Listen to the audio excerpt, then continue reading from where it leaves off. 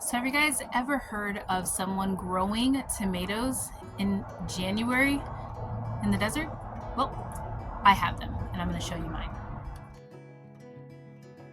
Hi everyone, welcome back to my channel. I'm Shamira Benson, one part of Team Benson, and today we are going to do a garden tour.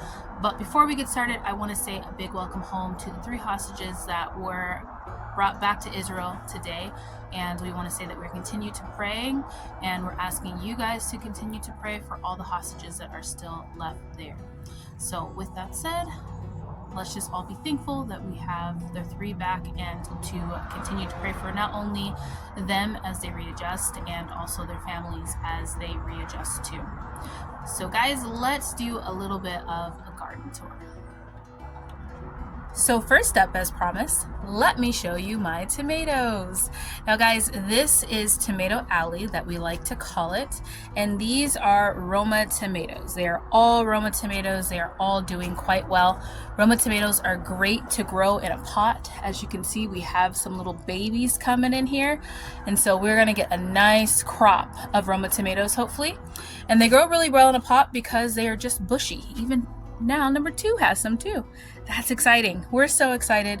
We're hoping to get a ton of tomatoes this year because I want to do a little canning project.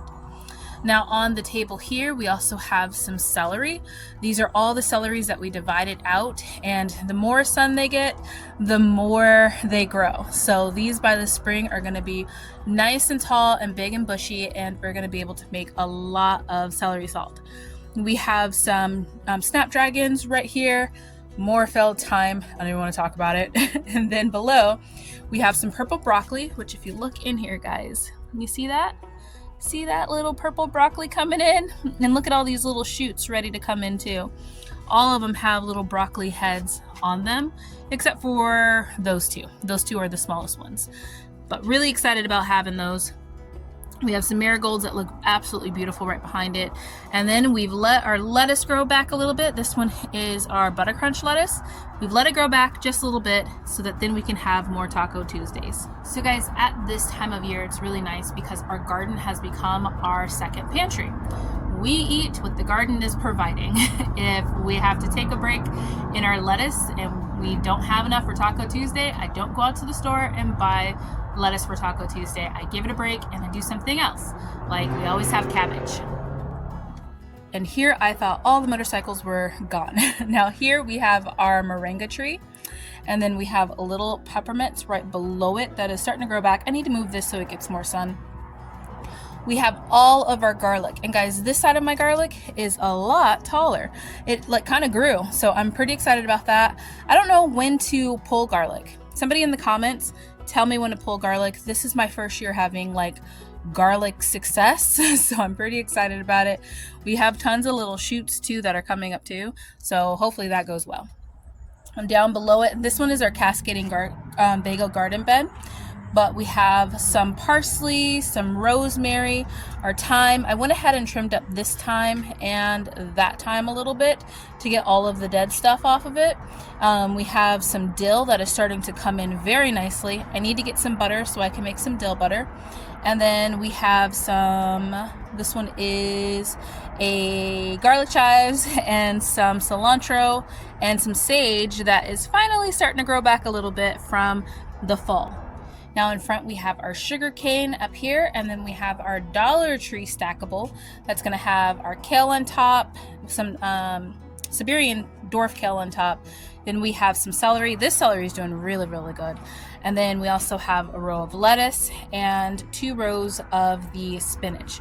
Our spinach, which we have a little row of spinach here, has been so nice. I do need to do the video for you guys about like what I use a lot of the spinach for. I make a really good cheesy pasta, and basically it's like we use one of them while the other ones grow back. So this one will be, or that one will be the next one that we use, and then this one. So it's nice to kind of have them like all sectioned out. And then we have the beautiful bed itself, our brassica bed. Now it's our brassica slash squash slash 1 cucumber left. We'll talk about that. But over here we have our Georgia collards that are going to be needing another picking coming up here pretty soon. We have our bok choy that is just growing like crazy. We've eaten so much bok choy, guys. I think I need to probably start freezing it. I thought that 2 was going to be more than enough, maybe, or I thought 2 wasn't going to be enough. It is more than enough. We probably only needed 1 bok choy plant. And then we also have purple pak choy back there, and then we have some celery here and a celery hiding over here. And we have some dinosaur kale here, here, and then there's 1 tucked in there. And then we have our Chinese cabbage right here, which is starting to head up. It really is. And then we have our Mexican gray squash, which, look at this, guys. We have been pulling squash off this thing, seriously, like every single couple of days. Like at least twice a week we get a squash. So it's been nice now having this much squash when we have struggled with squash for so long. Now our cucumber plant, on the other hand, all but 1 has died, and we are trying so hard to keep this little guy alive. It is taking some water and lots of warmth, but it does have some of the most amazing cucumbers I've ever had on here. And as long as this stays like stiff and it doesn't get like soft like this, then it won't die. So guys, I grew winter or fall cucumbers because they are the most delicious cucumbers you will ever taste. Like if you live in the desert, I don't know what it is, but if you grow a cucumber when it's cold, it is super sweet. And then you can take it out of the garden and just chop it up because it's like taking a super sweet and like juicy cucumber right out of the refrigerator. So does the plant last? No. That hummingbird does not realize that I'm talking. But does the plant last? Absolutely not. Cucumbers are not winter vegetables, so they are gonna die. But can we try and save that one to get more cucumbers? Yes, because I have never had a cucumber go this long. Now moving on to the middle part of my garden here, we have some potatoes right up front looking absolutely glorious. Now these are a mixture of red and Yukon Golds. Those are the ones I grew. I had a bunch of them that I found in the back of my pantry, so I just put them in there and hope for the best, and this is what we got. A nice little pot, 2 pots actually. We have some peppers. We have banana peppers on this side, and we have some Carmen sweets on this side. We have onions right here in the middle. That looks like I'm down to 1, 2, 3, 4, maybe 5, 6 onions, 7 maybe. But we have 4 that are really strong in here. And then we have, I'll probably also add some radishes in here too. We have some peppers, like bell peppers. We have green bell peppers, yellow, and red bell peppers that we're growing. And then we have a nice basil. My basil is still doing really good. Hasn't even gone to flower, which means that's how you know we've had a really warm winter.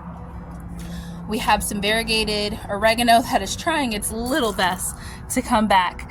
It really is trying. That I'm glad I pulled it out of like where it was and put it in a little bit more sun because it's starting to grow back. We have some romaine lettuce over here. And then on this side, you guys are gonna be so excited, hopefully as excited as I am. But we have some lavender right here that's still kind of growing in. We have some eggplants, but look at this, guys. Look at this. You guys see that? Down there is going to be some cauliflower. I'm excited. I cannot wait. I'm probably gonna like close these up so that they get nice and big. I think that that's what the point of closing them up is, but I love fresh little cauliflower. And I always grow it in a pot, so I get these like little mini heads. We have some lemon balm right here. And then we also have some Italian oregano, which is doing really good in its little spot. And then we have 2 more of our Roma tomatoes that I'm growing on like the little string method for one of them. And then the other one I just have kind of pinned up to there. And then we have some cilantro right here in front of it. And then that one is Big Nisi. It's one of our namesake plants. It is an Ichabod eggplant, different from these ones. This one that is a Black Beauty plant, or Black Beauty eggplant. And then we have some mint. This one is a mint julep. And then we have a chocolate mint that is not really liking the cold. The sun is bright, but it was cold earlier.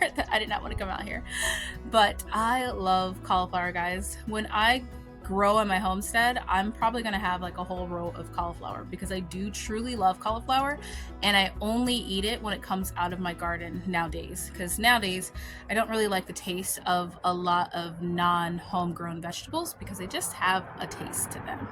Now for my trees, we have a dwarf Mexican lime tree right here.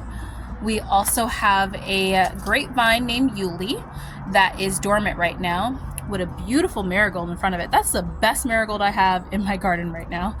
We have a curry tree that is continuing to grow nice and tall. Smells really good too. And then we have our big, beautiful dwarf mulberry tree that's finally starting to shed some leaves, I think. I think it's cold enough for it finally to start to shed. So guys, now we're moving out to one of my favorite parts of the garden. It's like my in-bed area. And that's because I can sit here and watch all of the hummingbirds. They're so vocal and funny in the morning. So usually I just sit right there on that little stool, and then I can watch all of the hummingbirds and go into like their little hummingbird feeders. They come up and yell at me about whatever they wanted to say in hummingbird language. It's hilarious. So over here we have our another Black Beauty eggplant. We have some stevia growing right here in the middle. And then we have some spearmint right here. We have a big bed of onions all right there with some celery. And then yes, we did lose this cucumber, but that is fine because I'm going to show you guys what we're going to be planting in here next, which is going to be even more exciting. Now over here we have our indigo, which is getting a little bit bigger. This is supposed to give me like these blue flowers that I can then use as dye. So I'm excited about that. I don't know what I'm dyeing, but I'm excited about it. We have our San Marzano tomato is just getting huge. I always like growing the tomatoes that can grow like really big on the arches because then they can just kind of split and go in arches. I start them on mighty crops, which is one of my favorite ways to grow tomatoes because they have these little things in here that you can kind of just like hook the plants in, like the vines in when you need them. They're actually known for taming wild vines. And over here we have the dragon, a snapdragon right there, just looking gorgeous. And then we have, look at this guys, we have our peppers that we got a big harvest off of. These are the serranos. These ones are the jalapenos already growing back and like more jalapenos. And then look at these big, beautiful purple cabbages. They're finally starting to look more purple and less red. And then we have some dwarf kale right here in front of it. So guys, I know I complain about the city noise all the time and just saying like how much I'm gonna love the peace and quiet when we go and move out to our land full time, but I am gonna miss this spot right here. Just watching those hummingbirds and just hearing like the little roars of like the motorcycles and the cars and just knowing that I was able to grow so much of my family's food right here in the city, that makes me feel good. Over here we have our Malabar spinach coming in looking absolutely beautiful, and it is vinding nicely up this pole here.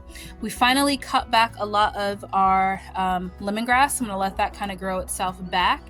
Look at this broccoli, guys. This broccoli got huge even though it was like weather damage. And look at this. We have broccoli coming right in there and those little side shoots already preparing too. And below it, we have more onions. And over here we have our big bushy medicine bed. We have some chamomile, some evening primrose, and some echinacea right there. We also have a weed right here that I'm allowing to grow because I want to see what kind of weed that is. I'm going to try and identify that weed once the leaves get a little bit bigger because some of them do really, really well for pain. We have some snapdragons right in front of it, along with some beautiful marigolds right in front of it too. And then our last Vego garden bed, we have some poblano peppers in here that never really got really big, but they're growing slowly. We have some onions tucked in there right underneath this tiara cabbage that is officially like, that feels really good. I'm gonna still let it grow a little bit, but that one is heading up really nicely. That's the garden, guys. And now the street, as you hear, is quiet. So that's what I've got going on in my garden back here. It is beautiful and it's making me so incredibly happy. And so I hope that you guys are enjoying these little garden tours that I'm doing. If there is a video that I'm trying to get out, it's going to be every Sunday. It's the garden tour just because it makes me more relaxed. And I know a lot of you guys like it. I am still trying to get out some more videos throughout the week, but it has been busy, and yes. But we have lots coming up. I have a Dollar Tree video coming up for you guys. That's going to be on Monday because I got some things from the Dollar Tree because we have a lot of our gardening things out since people garden at this time. So I want to show you guys so that you guys, if you guys are on the East Coast and you're still like covered in snow, you know what to expect and what things you should be trying to get at the Dollar Tree. Because Dollar Tree is affordable when you're trying to put in a garden. But I hope you guys are having a beautiful, blessed Sunday. And until next time, grow yourselves a garden because even a small space can provide you with tons of food. Bye guys.